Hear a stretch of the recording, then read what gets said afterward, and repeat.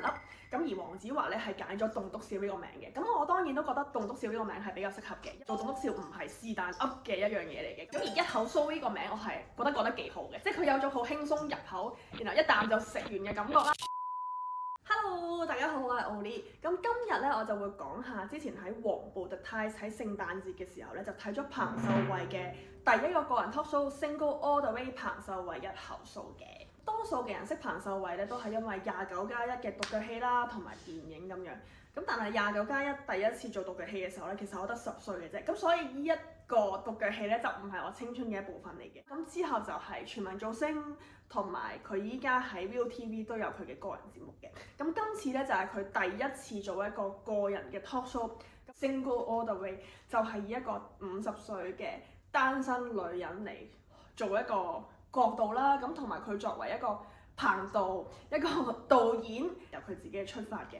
咁呢個 show 咧就叫做一口酥，叫做 One Mic Stand 咁啦。咁呢個以名人嘅 talk show 嚟講咧，咁黃子華第一個 show 係娛樂圈血淚史啦。咁當時咧 stand up comedy 未喺香港咧好盛行，咁所以係冇中文名嘅。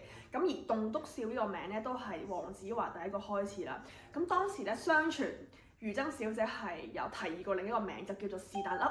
咁而黃子華咧係揀咗棟篤笑呢個名嘅。咁我當然都覺得棟篤笑呢個名係比較適合嘅，做棟篤笑唔係是但噏嘅一樣嘢嚟嘅。咁所以我係比較中意棟篤笑呢個名啦。咁由黃子華嘅棟篤笑是但噏去到一口酥咧，咁名人嘅 talk show 好多時候都會用唔同嘅名。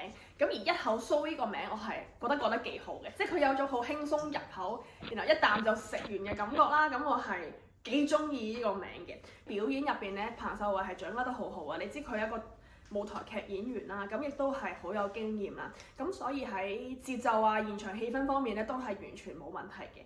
咁喺佢嘅個人內容啦，我特別覺得一樣嘢就係佢係一個好真嘅分享，一個好真嘅表現。因為我有教棟篤笑啦，有好多嘅笑話咧，呢個笑話係每個人去講都得嘅。咁但係一個表演點樣可以吸引到人係呢樣嘢，只有你講出口，係你嘅故事，係得你先可以講到嘅。咁呢個就係一個最成功嘅表演。咁我覺得彭秀慧呢一個表演係做到呢一樣嘢嘅，包括係佢由踏入50歲啦，佢嘅感情生活啦，佢嘅朋友啦，身體狀況啦，到由一個女演員依家變咗做彭導，大家都好尊敬佢嘅時候，會遇到一啲問題咧，咁都係由佢好切身嘅分享。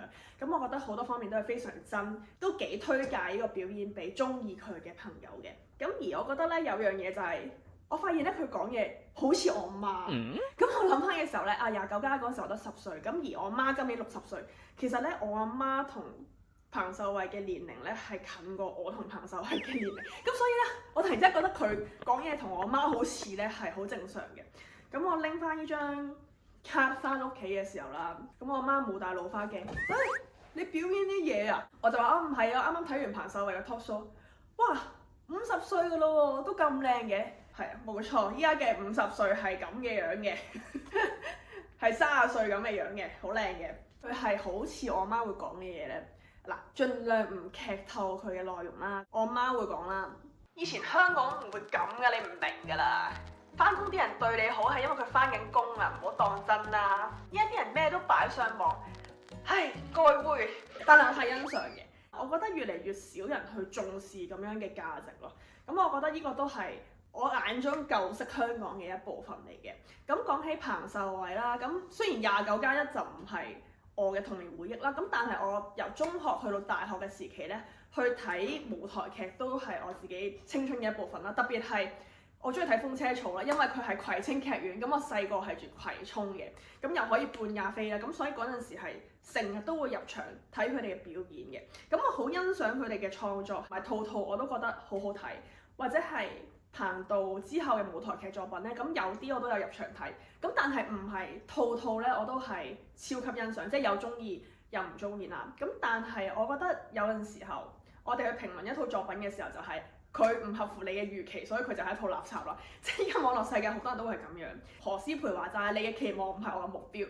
有陣時一個創作人佢創作一套劇本嘅時候，一個創作嘅時候，我特別欣賞就係佢哋喺呢個時代，佢哋會做一啲呢個時代需要嘅作品，呢個時代仍然會去堅持佢哋嘅創作，咁就係我好欣賞佢哋嘅原因啦。咁都希望大家係會支持香港嘅唔同嘅創作者啦。咁另外就係發現咧，依家越嚟越多嘅名人會開 talk show 啦，即係以前係得黃子華一個啦，或者係林海峰啦。咁但係依家可能唔同嘅 DJ、唔同嘅 KOL 都開始去做棟篤笑或者 talk show 呢樣嘢。咁一來就因為成本低啦，咁但係譬如有人去問我，究竟咁多名人嘅 talk show 會唔會去帶動到香港嘅棟篤笑呢個行業咧？我覺得係有好有唔好嘅。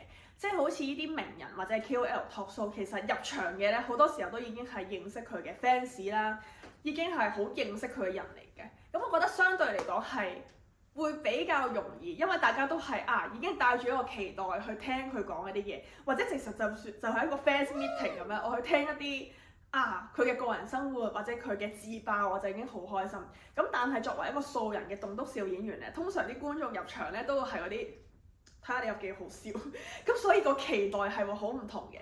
咁而當然喺製作方面啦，咁一個名人搞棟篤笑，當然係好似 economic scales 咁，就係一場開得大，自然佢嘅投資可以做得比較高。咁所以喺無論係佈置啦、音響啦、成個場地方面啦，咁都可以即係入場費差唔多嘅價錢就可以做到個較高嘅享受。咁呢個都係素人嘅棟篤笑演員比較難做到嘅。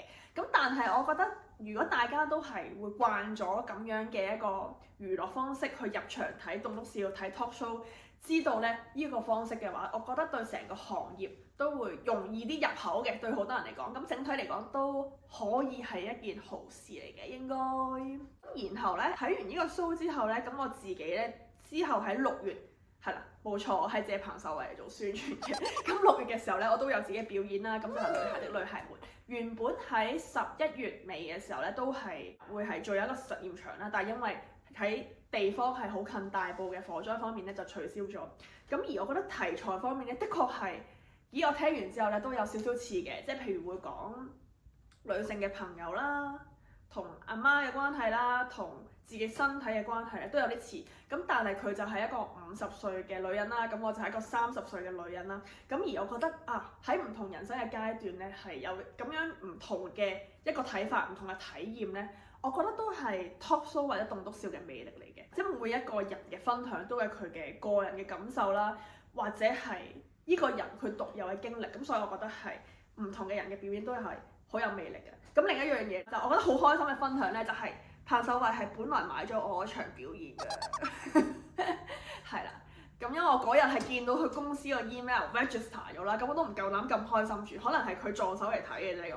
咦？咁點知佢喺佢 IG 嗰度都有 DM 我，咁我就好開心啦。咁希望日後係有機會見到彭導嚟睇我表演，咁同埋都會繼續期待 Single All The Way 1後 show 係可以有 rerun 啦，有重演嘅。多謝大家，拜拜。